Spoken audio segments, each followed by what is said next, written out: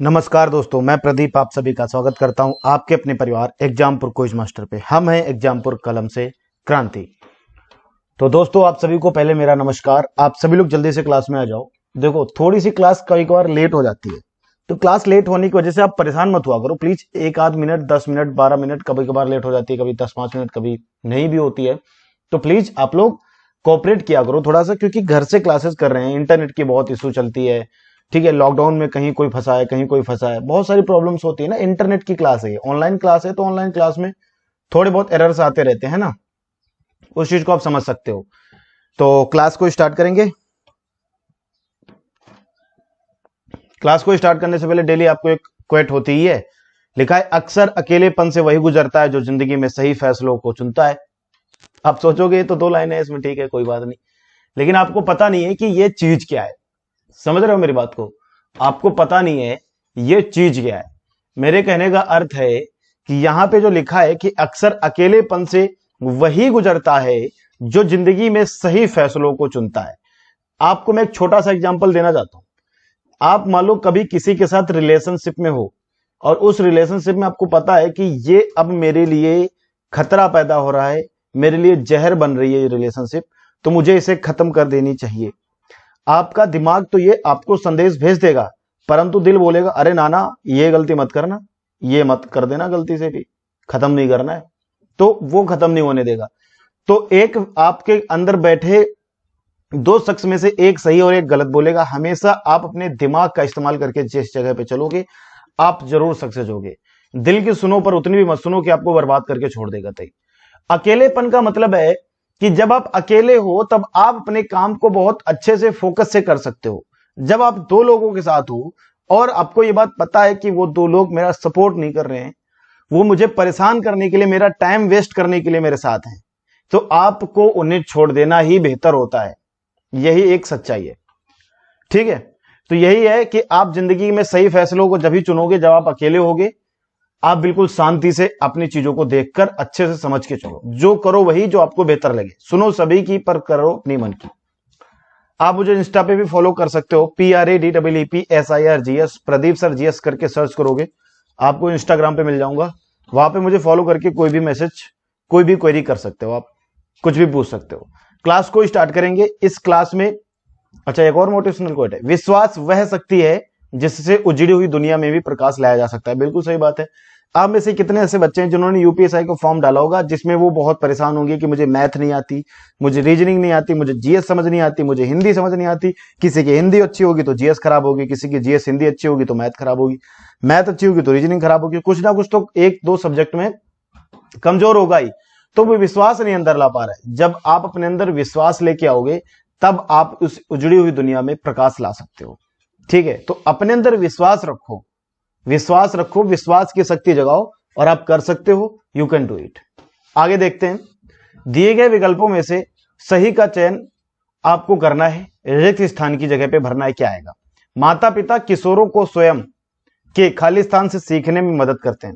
माता पिता किशोरों को स्वयं के माध्यम से सीखने से मदद करते हैं, भोगों से सीखने में मदद करते हैं, अनुभवों से सीखने में मदद करते हैं, मर्यादा से सीखने में मदद करते हैं।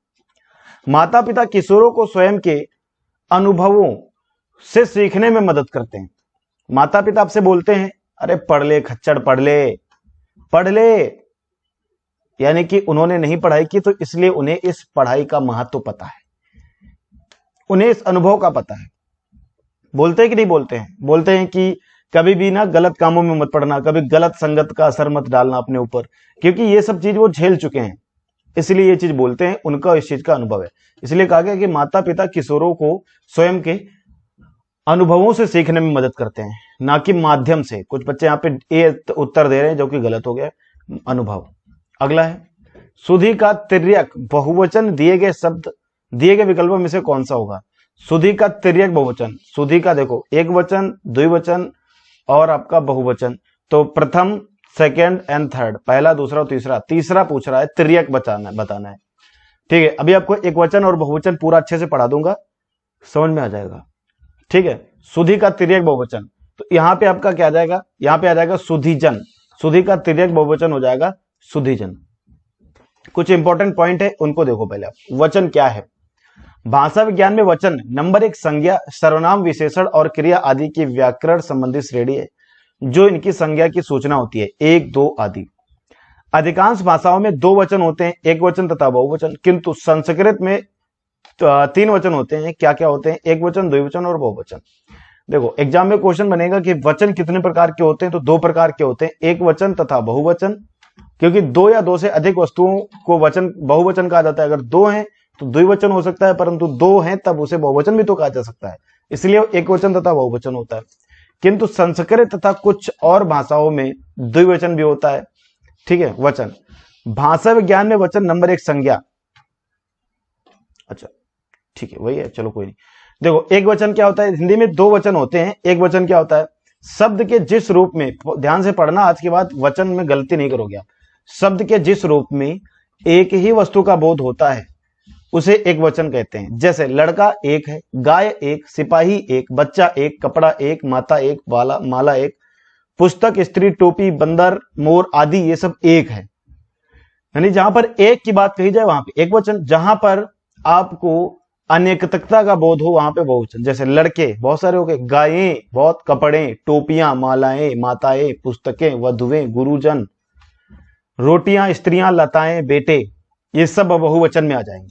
ठीक है, यहाँ पे हिंदी में एक वचन के स्थान पर बहुवचन का प्रयोग आदर के लिए भी बहुवचन का प्रयोग होता है, आदर के लिए। जैसे कि भीष्म पितामह तो ब्रह्मचारी थे, परंतु याद रखना ये किस प्रकार का वाक्य है, ये बहुवचन वाक्य आ जाएगा, क्योंकि हिंदी में एक वचन के स्थान पर बहुवचन का प्रयोग आदर के लिए प्रयोग किया जाता है। तो आदर के लिए, गुरुजी आप नहीं आए, गुरुजी आज नहीं आए, ये आदर के लिए। शिवजी सच्चे वीर थे, आदर के लिए। बड़प्पन दर्शाने के लिए कुछ लोग वह स्थान पर वे और मैं के स्थान पर हम का प्रयोग करते हैं। जैसे कि मालिक ने कर्मचारी से कहा हम मीटिंग में जा रहे हैं, हम मतलब ये बहुवचन हो गया। आज गुरुजी आए तो वे प्रसन्न दिखाई दे रहे थे, बहुवचन में आ जाएगा। ठीक। केस, रोम, अश्रु, प्राण, दर्शन, लोग, दर्शक, समाचार, दाम, होश, भाग्य आदि ऐसे शब्द हैं जिनका प्रयोग बहुधा बहुवचन में ही होता है। जैसे कि तुम्हारे केस बड़े सुंदर हैं, तो बहुवचन में। बाल किसका, आप लोग बोलते हो ना केस, केस क्या होता है? बाल होता है। केस क्या होता है? बाल। तो बाल कभी एक होता है क्या? लेकिन एक व्यक्ति के होते हैं, तो एक वचन नहीं हो सकता ना। तुम्हारे केस बड़े सुंदर हैं यानी कि बाल बड़े सुंदर हैं। लोग कहते हैं यानी कि बहुवचन। ठीक। बहुवचन के स्थान पर एक वचन का प्रयोग तू एक वचन है जिसका बहुवचन तुम, किंतु, सभ्य लोग। आजकल लोग व्यवहार में एक वचन के लिए तुम का ही प्रयोग करते हैं। जैसे कि मित्र तुम कब आए, क्या तुमने खाना खा लिया, इस प्रकार से। देखो बोर मत होना, इस क्लास में आराम से पढ़ो। ठीक। वर्ग, वृंद, दल, गण, जाति आदि शब्द अनेकता को प्रकट करते हैं, किंतु इसका व्यवहार एक वचन के समान होता है। जैसे कि सैनिक दल शत्रु का दमन कर रहा है, स्त्री जाति संघर्ष कर रही है, तो यह बहुवचन में आ जाएगा। ठीक। जातिवाचक शब्दों का प्रयोग एक वचन में किया जाता है। जैसे कि सोना बहुमूल्य वस्तु है, मुंबई का आम स्वादिष्ट होता है, ये सब एक वचन में आ जाएंगे। ठीक है, तो आप लोग समझ पाए कि नहीं एक वचन और बहुवचन, इसमें इसका अर्थ क्या है? इसका अर्थ क्या है एक वचन का और एक बहुवचन का? तो ये नॉर्मल आप चीजें समझ पाएंगे। आधी रात से सोने की कीमत में भारी उछाल आया है, तो यहां पे आपको बताना है कि कौन सा शब्द इसमें गलत गड़बड़ा गया है। सोने की कीमत में भारी आधी रात से उछाल आया है,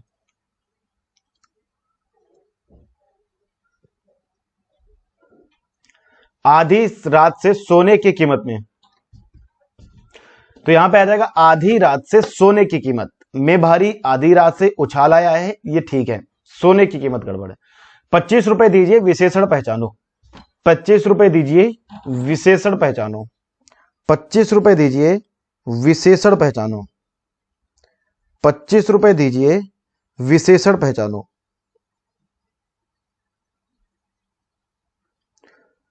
25 रुपए दीजिए विशेषण पहचानो।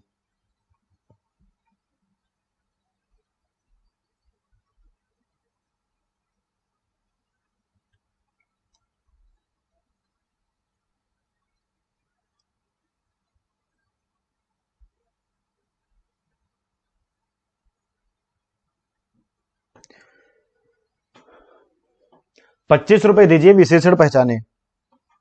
क्रमवाचक, निश्चित संख्यावाचक, समुदायवाचक, आवृत्तिवाचक, तो इसका सही उत्तर हो जाएगा निश्चित संख्यावाचक। 25 तो एक निश्चित संख्यावाचक है ना, ना क्रम है, ना अनिश्चित है, ना समुदाय है, एक निश्चित संख्या है। 25 रुपए दीजिए। ये क्या है? एक निश्चित संख्या है। वर्णित वाक्यों को सही क्रम में लगाना है, ए बी सी डी। वर्णित वाक्यों को सही क्रम में लगाना है।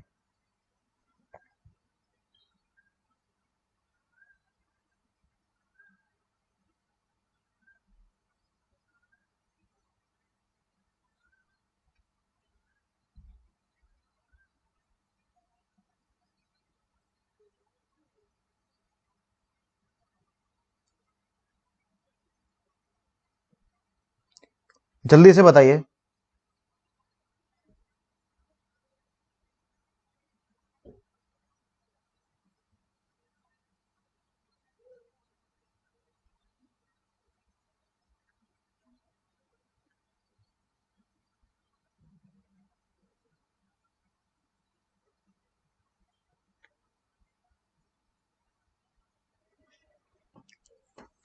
चलिए मैं बताता हूं। देखो, महाराज जनक तो ब्रह्मचारी थे, मरने पर उन्हें यमलोक जाना पड़ा, वहां उनसे कहा गया नरक चलो। महाराज जनक के जीवन में कोई भूल हो गई थी। उन्हें क्या स्वर्ण, क्या नरक, वे प्रसन्नता पूर्वक चले गए। स्वर्ग, स्वर्ग यहाँ स्वर्ण नहीं, स्वर्ण होगा, स्वर्ग होगा। तो देखो, सी उत्तर सही होगा। पहले सी से स्टार्ट करो। महाराज जनक के जीवन में कोई भूल हो गई थी, फिर उसके बाद महाराज जनक तो ब्रह्मचारी, ब्रह्मज्ञानी थे, फिर उसके बाद उन्हें क्या स्वर्ण, उनसे कहा गया, रुको इसमें सी बी ए डी आएगा। फिर मरने पर उन्हें यमलोक जाना पड़ा, वहां उनसे कहा गया नरक चलो। फिर ए, महाराज जनक तो ब्रह्मज्ञानी थे। फिर डी, उन्हें क्या स्वर्ग, क्या नरक, वे प्रसन्नता पूर्वक चले गए। सी बी ए डी, हाँ ठीक है, बी वाला सही है। देखो, सी पहले पढ़ो। एक्चुअली इसको क्रम वाइज लगाना था ना, तो क्रम में आपका महाराज जनक के जीवन में कोई भूल हो गई थी, फिर बी, मरने पर यमलोक जाना पड़ा, वहां उनसे कहा गया नरक चलो। ए, महाराज जनक तो ब्रह्मज्ञानी थे। फिर डी, उन्हें क्या स्वर्ग, क्या नरक, वे प्रसन्नता पूर्वक चले गए। अगला क्वेश्चन, दिए गए विकल्पों में से सही का चयन कर रिक्त स्थान को भरें। अगर विद्यार्थी खालिस्तान होंगे तो देश का भविष्य खालिस्तान होगा। अक्लमंद होंगे तो भविष्य तेज होगा, गलत हो जाएगा। तो निडर होंगे, उत्साही होंगे, आदर्शवादी, उज्जवल। तो बेटा यहां पर निडर उत्साही का गलत हो जाएगा। अचेत और गरिमाजनक, तो ये भी गलत। अगर विद्यार्थी आदर्शवादी होंगे तो देश का भविष्य उज्जवल होगा। ठीक है, अगर विद्यार्थी आदर्शवादी होंगे तो देश का भविष्य उज्जवल होगा। जो मैं ऐसा जानती रे खालिस्तान, किया दुख होए नगर खालिस्तान, पीटता रे प्रीत न करियो कोय। गीत की इस पंक्ति में रिक्त स्थानों की पूर्ति के लिए सही विकल्प का चयन करें। इस तरीके के क्वेश्चन यूपीएससी में आते हैं। एसएससी में भी आपके हिंदी में ऐसे हाई लेवल के क्वेश्चन कभी कभार पूछ लेता है। ठीक है, मतलब 15-25 क्वेश्चन है तो 25 में से कम 5-6 क्वेश्चन तो इस तरीके के हाई लेवल पूछेगा। और यूपीएससी में तो 40 के 40 ऐसे होते हैं। हो खालिस्तान भरो। जो मैं ऐसा जानती रे प्रीत, जो मैं ऐसा जानती रे प्रीत, कियाम दुख होय नगर ढूंढरी पीटती रे, प्रीत न करियो कोय। अगला, मेज का सामान्य बहुवचन दिए गए विकल्पों में से कौन सा है? मेज का,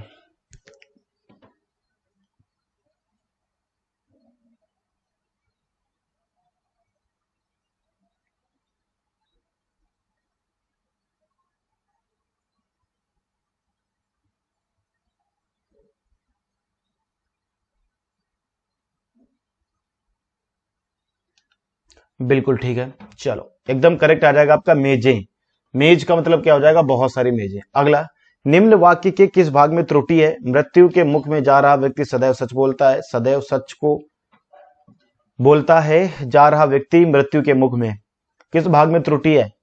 त्रुटि सच को बोलता है, गलत है। यहां पे ये आपका पहला वाला गलत हो जाएगा। सच को बोलता है, मृत्यु के मुंह में जा रहा व्यक्ति सदैव सच बोलता है। नाटक स्कंदगुप्त की रचना किसने की? नाटक स्कंदगुप्त की रचना किसने की? नाटक स्कंदगुप्त की रचना किसने की? जल्दी से बताओ। नाटक स्कंदगुप्त की रचना किसने की? नाटक स्कंदगुप्त की रचना किसने की? जल्दी से बताइएगा।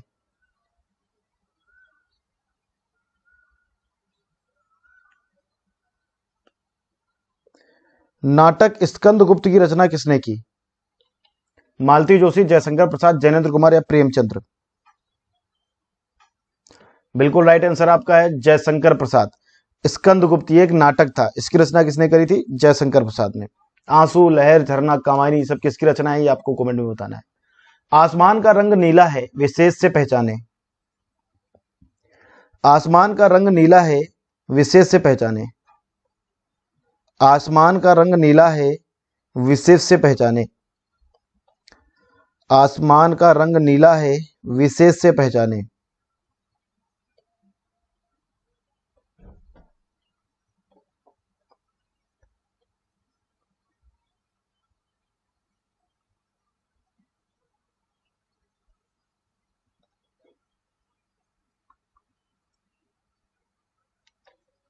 इसका सही उत्तर क्या आ जाएगा? आसमान। आसमान का रंग नीला है, विशेष से पहचाने आसमान।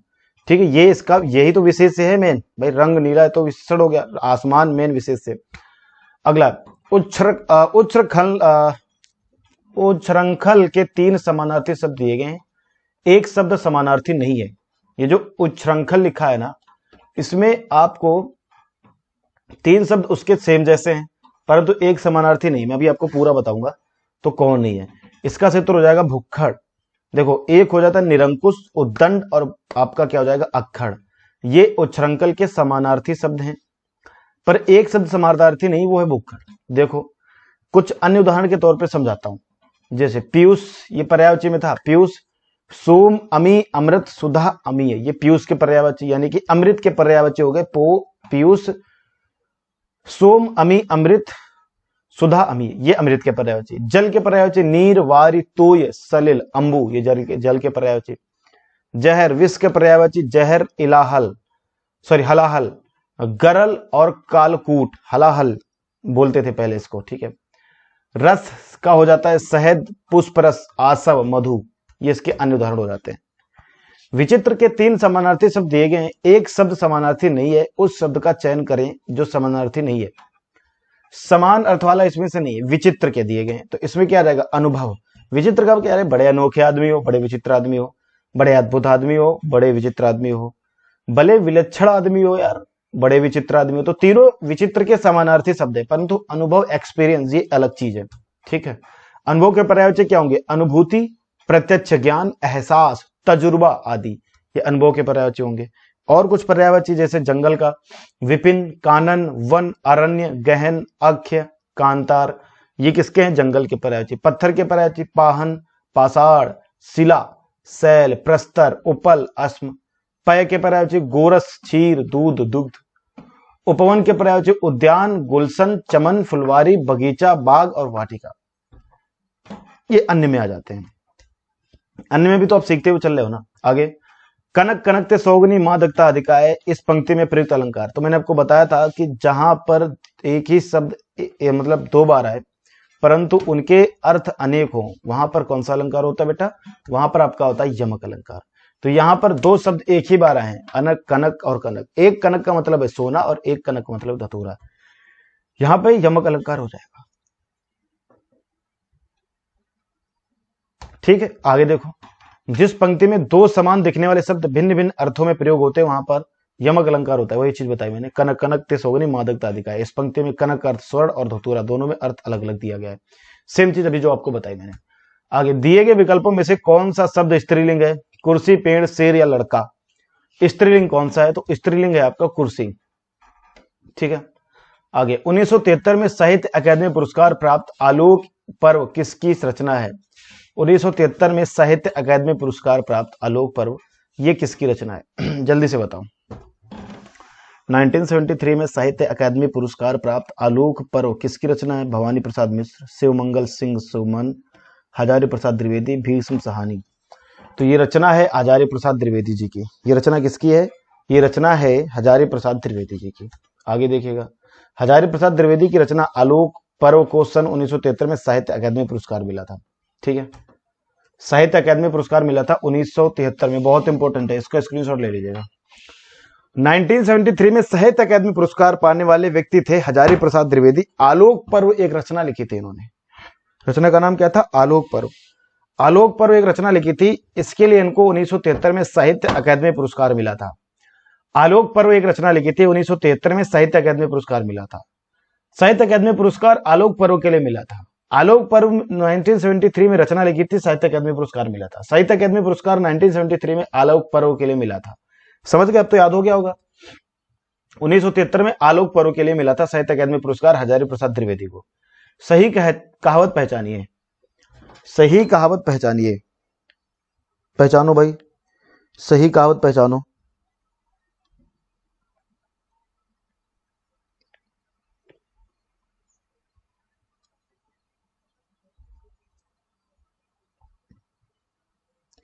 सही कहावत पहचानिए, जल्दी फटाफट से पहचानिए।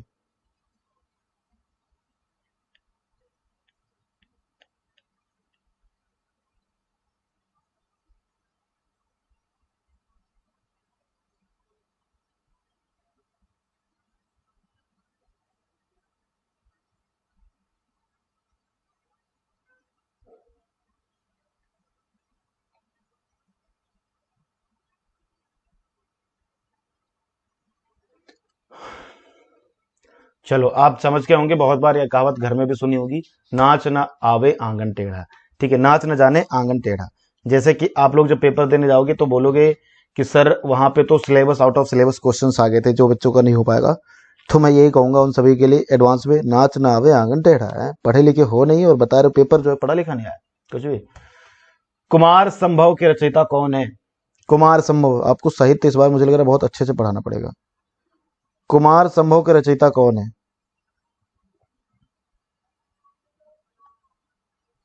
साहित्य से बड़े क्वेश्चन आवे, इस बार पढ़ाना पड़ेगा अच्छे से साहित्य।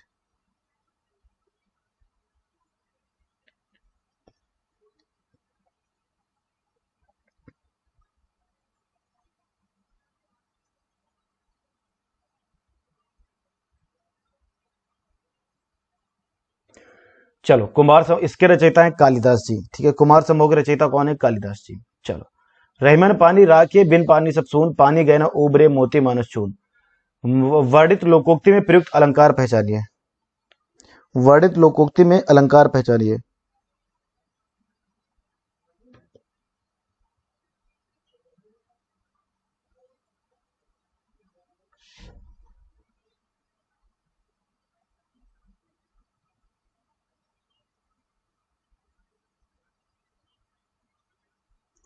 वर्णित लोकोक्ति में अलंकार पहचानिए। रहमन पानी राखे बिन पानी सब सून, मोती गए ना उबरे मोती मानस चून।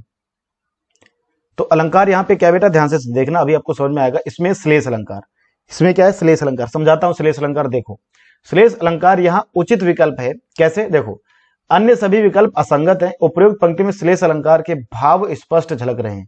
सही विकल्प क्या होगा? श्लेष अलंकार। कैसे? देखो, इसकी परिभाषा देखो, एक ही शब्द दो या दो से अधिक बार आए, भिन्न भिन्न अर्थ निकले, वहां पर श्लेष अलंकार कहलाता है। देखो, जैसे यहां पानी का अर्थ चमक, मान, सम्मान और जल है।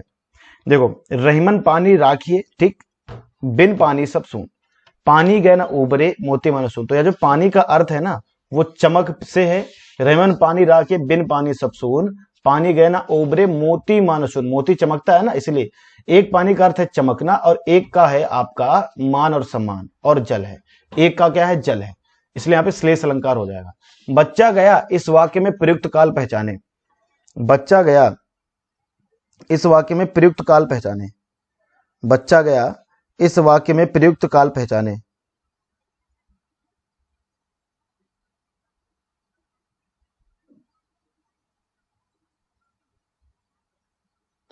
बच्चा गया इस वाक्य में प्रयुक्त काल पहचाने।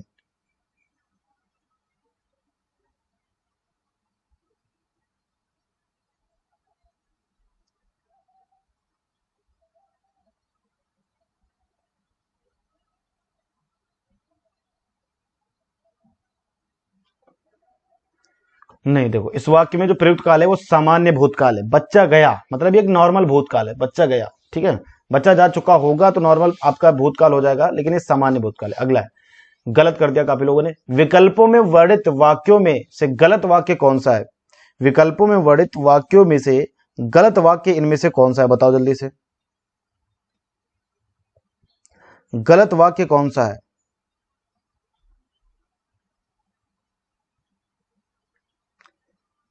जल्दी बताएंगे फटाफट से।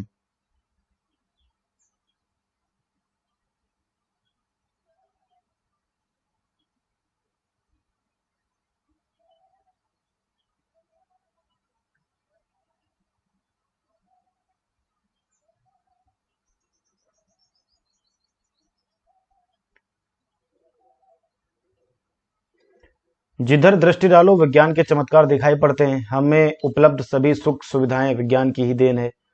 विज्ञान ने हमें जादू नगरी में पहुंचा दिया है। विज्ञान से अनेक असंभव लगने वाली बातों को संभव कर दिखाया है। तो यहाँ पे गलत क्या हो जाएगा? विज्ञान से अनेक असंभव लगने वाली बातों को संभव कर दिखाया है। तो ठीक है, असंभव लगने वाली बातों को संभव तो कर दिखाया, लेकिन विज्ञान से नहीं, विज्ञान ने, ठीक है, साइंटिस्ट ने, विज्ञान ने, इस तरीके से मतलब। ठीक है बेटा, कुछ गलती मत करना आप लोग इसे।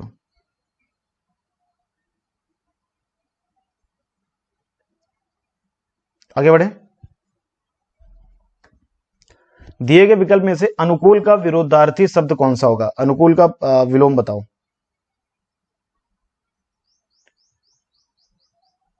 जल्दी से फटाफट से बताने का प्रयास करिए।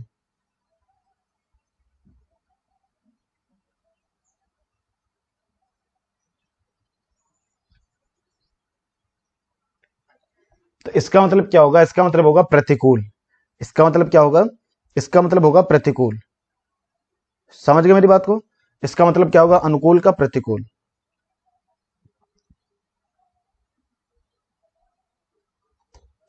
वर का स्त्रीलिंग बताएं। वर का स्त्रीलिंग बताएं।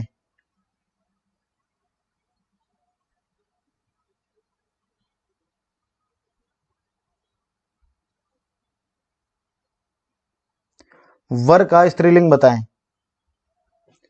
तो वर का स्त्रीलिंग क्या हो जाएगा? वधु। क्लियर है? आगे, लड़कों में लड़का बूढ़ों में बूढ़ा, इस मुहावरे का अर्थ क्या होगा? लड़कों में लड़का बूढ़ों में बूढ़ा, इस मुहावरे का अर्थ क्या होगा?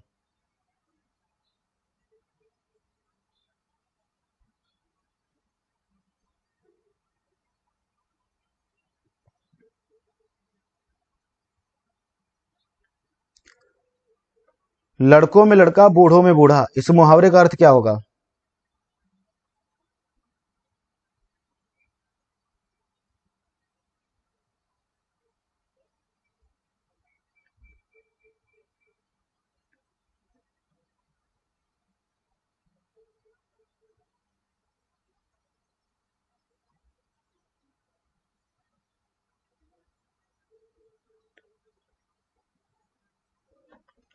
बिल्कुल ठीक है, सर्वप्रिय होना। क्या होना? सर्वप्रिय होना। आगे आ जाता है, नदी का पर्यायवाची शब्द इनमें से कौन सा नहीं है? नदी का पर्यायवाची शब्द इनमें से कौन सा नहीं है, ये बताना है आपको। इनमें से कौन सा नहीं है?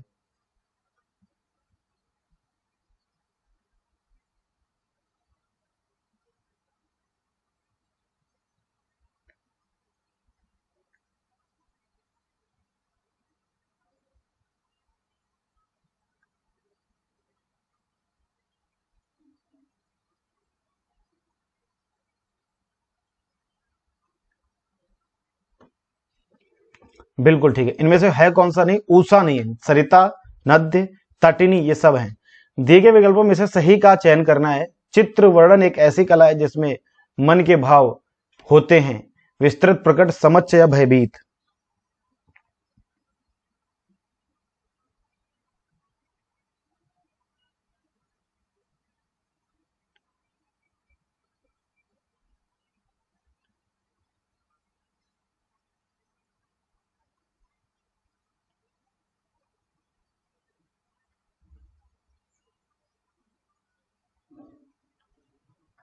बिल्कुल ठीक है, चलो इसका सूत्र क्या आ जाएगा? प्रकट।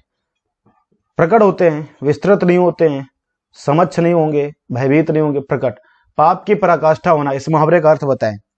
पाप की पराकाष्ठा होना, इस मुहावरे का अर्थ बताएं। पाप की पराकाष्ठा होना, इस मुहावरे का अर्थ बताएं।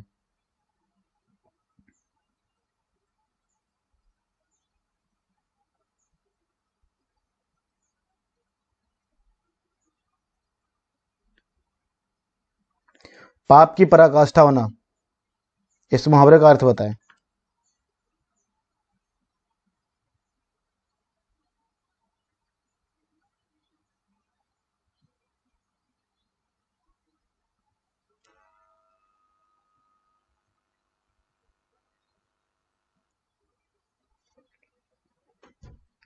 इसका अर्थ है पाप का घड़ा भरना। इसका अर्थ क्या है? पाप का घड़ा भरना। आगे आपके सामने रुको, अभी एक काम करते हैं, आपके सामने कुछ मतलब धमाकेदार क्वेश्चन आने जा रहा है। मुझे नहीं पता कि आप इस क्वेश्चन को कैसे करोगे, बट करना तो पड़ेगा। 3 से 5 क्वेश्चन आते हैं, या तो 3 क्वेश्चन का एक सेट होता है या तो 5 क्वेश्चन का होता है। इस पे अगर हमने समय दे दिया तो 5 के 5 ठीक कर ले जाएंगे। देखो, आपके सामने एक गद्यांश होता है, उसको अच्छे से पढ़ना है, और इसको पढ़ने के बाद इन्हीं गद्यांश के तौर पे आपको आंसर देना है। ठीक है, मतलब इसी का मतलब पैराग्राफ के हिसाब से आपको एक आंसर देना है। गद्यांश पढ़े और निम्नलिखित प्रश्नों के उत्तर देखें। देखो, हम मनुष्यों को कुछ ना कुछ बनने का स्वप्न होता है। पढ़ना अच्छे से, कहीं जाना है, घर वर पानी नहीं पीना है, पी आओ आराम से चुपचाप से, ठीक है बेटा। लेकिन अगर पढ़ना है प्लीज तो इसको ध्यान से थोड़ा पढ़ना पड़ेगा कि नहीं। हम मनुष्यों को कुछ ना कुछ बनने का स्वप्न होता है।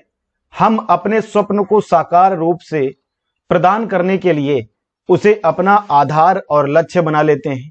अपने सपने के आधार पर अपने भविष्य की नींव रखना आरंभ करते हैं। हमारा लक्ष्य कुछ भी हो सकता है। हम चिकित्सक, हम इंजीनियर, राजनेता, अभिनेता, सरकारी कर्मचारी, अध्यापक, कुछ भी बनने की सोच सकते हैं। हमारी शिक्षा का स्तर भी लक्ष्य तक पहुंचने का मार्ग है। शिक्षा ही लक्ष्य तक पहुंचकर सपने को साकार करती है। यह मनुष्य के जीवन में बहुमूल्य रत्न के समान है, जो किसी के द्वारा चुराया या वह मिटाया नहीं जा सकता है।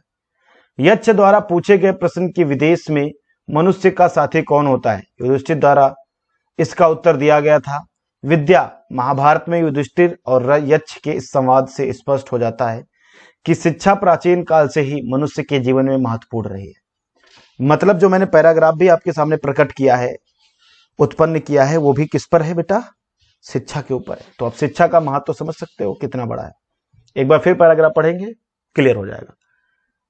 या नहीं पढ़ें, एक बार फिर पढ़ लेते हैं, क्लियर हो जाएगा। हम मनुष्यों को कुछ ना कुछ बनने का स्वप्न होता है। हम अपने स्वप्न को साकार रूप प्रदान करने के लिए उसे अपना आधार और लक्ष्य बना लेते हैं। अपने सपने के आधार पर अपने भविष्य की नींव रखना आरंभ करते हैं। हमारा लक्ष्य कुछ भी हो सकता है। हम चिकित्सक, इंजीनियर, राजनेता, अभिनेता, सरकारी कर्मचारी, अध्यापक, कुछ भी बनने की सोच सकते हैं। हमारी शिक्षा का स्तर भी लक्ष्य तक पहुंचने का मार्ग है। शिक्षा ही लक्ष्य तक पहुंचकर सपने को साकार करती है। यह मनुष्य के जीवन में बहुमूल्य रत्न के समान है, जो किसी के द्वारा चुराया व मिटाया नहीं जा सकता। जब यक्ष ने क्वेश्चन पूछा था युधिष्ठिर से, तो युधिष्ठिर से कहा था कि मनुष्य का साथी कौन होता है? तो मनुष्य का साथी ना उसकी माता होती है, ना उसका पिता होता है। जीवन भर कौन साथ देता है? ना उसकी पत्नी, ना बेटा, ना बेटी, कुछ नहीं। जीवन का साथी एक ही व्यक्ति होता है, वो एक ही चीज होती है, वो आपकी शिक्षा। युधिष्ठिर और यक्ष के संवाद को स्पष्ट हो जाता है कि शिक्षा प्राचीन काल से ही मनुष्य के लिए बहुत महत्वपूर्ण रही है। अब आपके सामने क्वेश्चन, अपनी बात की प्रामाणिकता को सिद्ध करने के लिए लेखक क्या उदाहरण प्रस्तुत करता है? भावी भविष्य का, सपनों का, या महाभारत में यक्ष और युधिष्ठिर के संवाद का, या शिक्षा के सबल पक्ष का? तो देखो, यहाँ पे पैराग्राफ से क्वेश्चन नहीं पूछा गया, बट पैराग्राफ से रिलेट करके क्वेश्चन पूछा गया है कि अपनी बात की प्रामाणिकता को सिद्ध करने के लिए लेखक उदाहरण प्रस्तुत करता है कि महाभारत में यक्ष और युधिष्ठिर का संवाद क्या प्रस्तुत करता है कि जब यक्ष ने युधिष्ठिर से कहा था कि मनुष्य का साथी क्या होता है, तो युधिष्ठिर ने उत्तर दिया था उसका साथी होता है उसकी शिक्षा। ये अपनी बात को सही सिद्ध करने के लिए, प्रमाण देने के लिए ये एक उदाहरण देते हैं। विदेश में कौन मनुष्य का साथी होता है? तो विदेश में मनुष्य का साथी विद्या होती है, नौकरी, धन या संबंध। कौन होता है बताओ? तो ये होती है विद्या। विद्या विदेश में भी मनुष्य का साथी होता है। मनुष्य का साथी हर जगह होती है। प्रस्तुत गद्यांश का उपयुक्त शीर्षक क्या है? लक्ष्य का महत्व, श्रम का महत्व, शिक्षा का महत्व, शिक्षा का महत्व, स्वप्न का महत्व। तो मेन यहाँ पे शिक्षा की बात कही जा रही है, यानी शिक्षा का महत्व। ये उपयुक्त शीर्षक है। देखो कितने आसान हो गया ना। इसको आप 2 बार पढ़ा, आपको कितना, मैंने देखो आपके सामने ये क्वेश्चन करा रहा हूं, पैराग्राफ खोल के देखा कहीं पे? नहीं। इसके आंसर आपको मुझे एकदम आपके सामने पता चले तो बड़ा आसान हो जाता है। आगे दिए गए विकल्प में से गति का विरोधार्थी, गति का विलोम क्या होगा? मंद, प्रगति, दुर्गति, आयतन। तो जाहिर सी बात है, मंद मंद मुस्काए प्यारे, मंद मंद मुस्काए यानी कि स्लो, धीमे। गति क्या होता है? तेज होता है। तो यहाँ पे सही उत्तर क्या आ जाएगा? मंद। ठीक है। प्रगति का क्या हो जाएगा? विनाश। नहीं कहते किसी चीज की प्रगति होना, तो उसका विलोम क्या होगा? विनाश।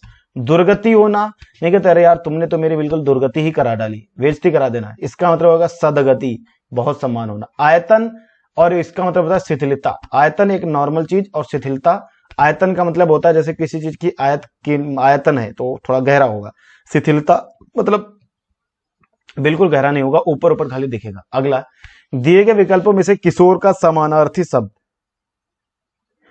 कौन सा शब्द है? पूरे 40 क्वेश्चन है, ठीक है। तरुण, पारिवारिक, कोलाहल या समझदार। किशोर का समानार्थी शब्द समान वाला होगा तरुण। पारिवारिक गलत है, कोलाहल तो बिल्कुल गलत है और समझदार भी गलत। किशोर का पूछा गया ना तरुण। शब्द देखो कुछ पर्यायवाची, समझदार का मतलब होता है, पर समझदार का पर्यायवाची होशियार, मेधावान, चतुर, मनीषी, बुद्धिमान आदि। कोलाहल का मतलब होता है शोर, हल्ला, रौला आदि। तो रौला काट देना, रौला बिल्कुल मतलब शोर मचा देना, हल्ला काट देना है। चेहरा हमारे विचारों का खालिस्तान है जो वही दिखाता है जो खालिस्तान है। मन दौड़ता दर्पण तो, चेहरा हमारे विचारों का दर्पण है जो वही दिखाता है जो सच है। चेहरा हमारे विचारों का क्या है? दर्पण है जो वही दिखाता है जो सच है। गौ का सामान्य बहुवचन दिए गए विकल्पों में से कौन सा होगा? गौ का सामान्य बहुवचन दिए गए विकल्पों में से कौन सा होगा? गौ। गौ। कुछ लोग कहेंगे गायें, नहीं, गौ का अभी पढ़ाऊंगा, एक वचन बहुवचन समझ में आएगा। इसका मतलब होगा गौ। देखो कैसे, गौ का बहुवचन गौ होगा और गाय का बहुवचन गायें होगा। गौ पूछा गया है, गौ, गौ और गाय दोनों में अर्थ अलग दिए गए हैं। गौ का मतलब होगा बेटा गाय, गौ, और गाय का मतलब हो जाएगा गाय। तो गौ का बहुवचन गौ और गाय का बहुवचन गाय। कंफ्यूज मत होना, मुझे सारे बच्चों ने इसका आंसर गाय गाय गाय गाय गाय दिया है, परंतु गलत था, ठीक है। 1974 में साहित्य अकादमी पुरस्कार प्राप्त शिव मंगल सिंह सुमन की रचना मिट्टी की बारात किस विधा की कृति है? रचनाएं कुछ ज्यादा नहीं पूछी जा रही, चलो देख लेंगे भाई। अगर रचनाएं ज्यादा पूछी जा रही हैं तो रचनाएं ही हम अच्छे से करेंगे। एक दिन साहित्य की क्लास लगानी मैराथन आपकी, उसमें रचनाएं सब हो जाएंगी। 1974 में साहित्य अकादमी पुरस्कार प्राप्त शिव मंगल सिंह सुमन की रचना मिट्टी की बारात किस विधा की कृति है? काव्य की। खालिस्तान चंगा तो कठौती में, खालिस्तान लोकोक्ति को पूरा करे। मन चंगा तो कठौती में गंगा, खूब सुना होगा आप लोगों ने। मन चंगा तो कठौती में गंगा, खूब सुना होगा। आगे, खालिस्तान जब कोई मर्यादा को खालिस्तान जाता है तो अपनी खालिस्तान खो बैठता है। जब अपनी कोई मर्यादा लांघ जाता है तो अपनी गरिमा खो बैठता है, यही होगा, हाँ बिल्कुल ठीक है। जब कोई मर्यादा लांघ जाता है तो अपनी गरिमा खो बैठता है। निम्नलिखित वर्णित वाक्यों को सही वाक्य का चयन करें। सही वाक्य 4 वाक्य हैं, सही चुनना है। खेल कूद को शिक्षा के अनिवार्य अंग मान महत्व दिया गया है। शरीर को स्वस्थ रखने का एक साधन खेल भी है। क्रिकेट, टेनिस या कोई भी खेल को खेलने से हमारा शरीर चुस्त और तंदुरुस्त बनता है। समाज में खिलाड़ियों को आदर प्रदान किया जाता है। तो राइट आंसर आ जाएगा शरीर को स्वस्थ रखने का एक साधन खेल भी है। शरीर को स्वस्थ रखने का एक साधन खेल भी है, सही वाक्य। विनय पत्रिका किस कवि की रचना है? तो आपको याद होगा, तो साहित्य पढ़ा रहा था उसमें कई अच्छे से पढ़ाया था। कवितावली, दोहावली, गीतावली, ये सारी की सारी आपकी तुलसीदास जी की है। विनय पत्रिका तो ये किसकी है? तुलसीदास जी की। और कौन कौन है तुलसीदास की देख लो। तुलसीदास की विशेष रचनाओं में से आपकी रामचरितमानस, विनय पत्रिका, कवितावली और दोहावली, बस ये 4 याद रखनी, यही है। रामचरितमानस, तुलसीदास जी की रामचरितमानस, विनय पत्रिका, कवितावली, दोहावली। तो देखो आपको याद रखना है सिर्फ रामचरितमानस और विनय पत्रिका, बाकी कवितावली, दोहावली तो दोनों याद रहेंगे। आगे नहीं, बस ये आपका लास्ट क्वेश्चन था। बहुत जल्दी क्वेश्चन हो गए 40, तो फिर तो 40-42 मिनट में ही हो गए, है कि नहीं? अब और चीजें भी बताई मैंने आपको। तो ये 40 प्रश्न थे आपके यूपीएसआई, एसएससी सभी एग्जाम्स के लिए। यूपीएसआई में प्रीवियस ईयर में क्वेश्चन ऐसे पूछे गए थे, और प्रीवियस ईयर के सारे पेपर मैं आपको यूपीएसआई के करवा दूंगा। कल आपका प्रैक्टिस एक 2017 का कोई पेपर उठाऊंगा और करवा दूंगा मंडे को, मतलब कल तो संडे को कुछ मेरा पर्सनल काम होता है, कुछ भी चीजें होती है, तो संडे को इसलिए क्लासेस नहीं हो पाते, बट मंडे को तो डेली होती है। तो प्लीज इस क्लास को जरूर ज्वाइन करें। आप लोग सभी लोग अच्छे से मन से पढ़ाई करें, अपने काम पे फोकस करें, ज्यादा फालतू की चीजों पे ध्यान मत लगाएं। आपके पास एक गोल्डन अपॉर्चुनिटी है, एसएससी, जीडी एंड यूपीएसआई। इस गोल्डन अपॉर्चुनिटी को मत जाने दें। 10 से 12 घंटे डेली बैठकर पढ़े, ठीक बेटा? लॉकडाउन एक अच्छा हमारे पास विकल्प भी है। 10 घंटे पढ़ोगे तो सिलेक्शन हो जाएगा, परेशान मत हो। डेली ये प्रैक्टिस 40 क्वेश्चन की यूपीएसआई और एसएससी जीडी में चालू रहेगी, तो यहां से भी कभी काफी चीजें समझ में आएंगी। मैराथन करूंगा एक दिन, हिंदी की पूरी प्रीवियस ईयर निपटाऊंगा उसमें, ठीक है बेटा? चलो, thank you, all the best. और जाते जाते देखो, क्लास में बोलता नहीं एक बार भी, तो जाते जाते चैनल को सब्सक्राइब जरूर कर लेना, वीडियो को लाइक कर देना और शेयर कर देना, ठीक है बेटा? चलो, thank you, all the best. जय हिंद, जय Bharat, all the best for your future. जय हिंद।